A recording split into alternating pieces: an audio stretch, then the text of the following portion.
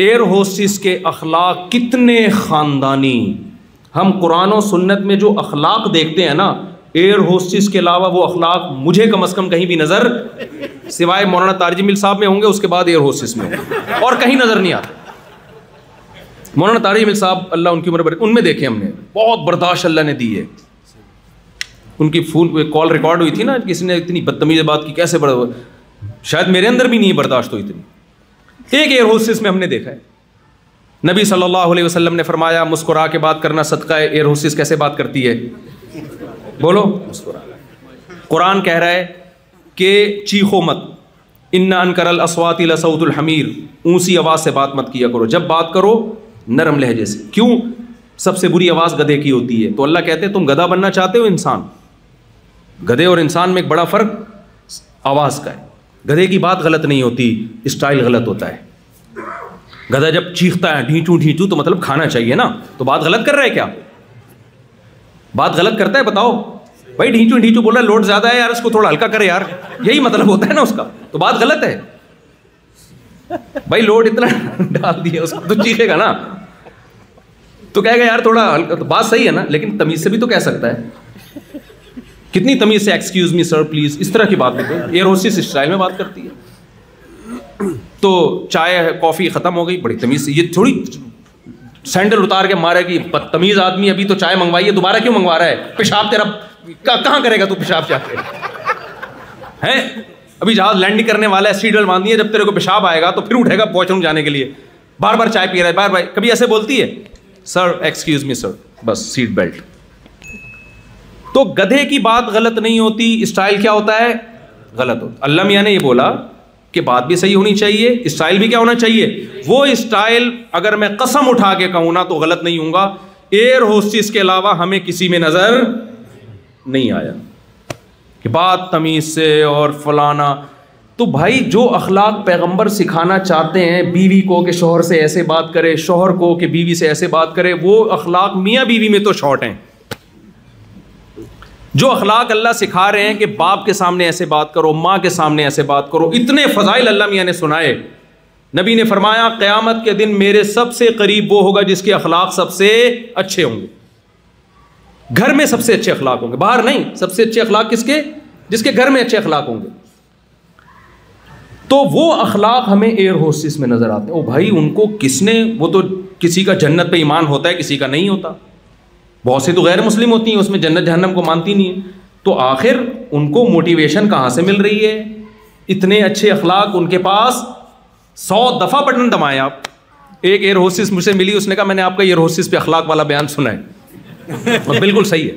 وہ میں نے بیان یہ کیا تھا کہ ایئر ہوسٹس کے اخلاق اتنے اچھے ہیں، آپ 100 دفعہ بٹن دباؤ نا، بیل بجاؤ، 100 دفعہ آئے گی، ایک دفعہ بھی اس کی پیشانی پہ غصے سے لکیریں نہیں ہیں. ایکسکیوز می ہی کرتی رہے گی.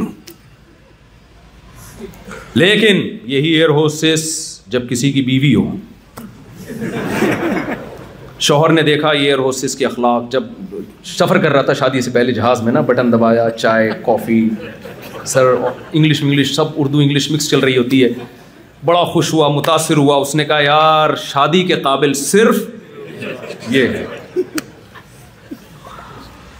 شادی کر کے لے آئے، بٹن پہ پاؤں رکھ کے کھڑے ہو جاؤ گے نا، بٹن ٹوٹ جائے گا،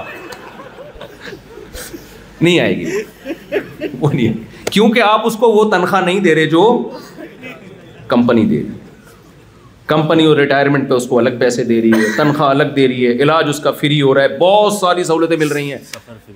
سفر فری ہے اس کا، ملکوں کی سیر کر رہی ہے، گھوم رہی ہے، پھر اس کے گریڈ بھی بڑھتے چلے جا رہے ہیں، ایک ٹائم پہ جا کے آفیسر بن جائے گی.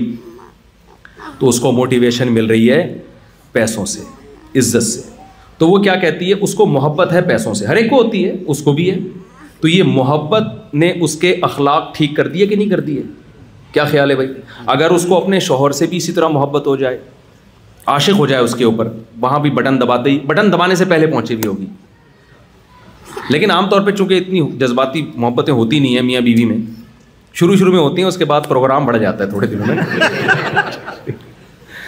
تو ہاں اللہ سے اگر اس کو محبت ہوگی تو پھر شوہر بٹن پہ ہاتھ رکھے گا، فوراً حاضر ہو جائے گی. کیوں؟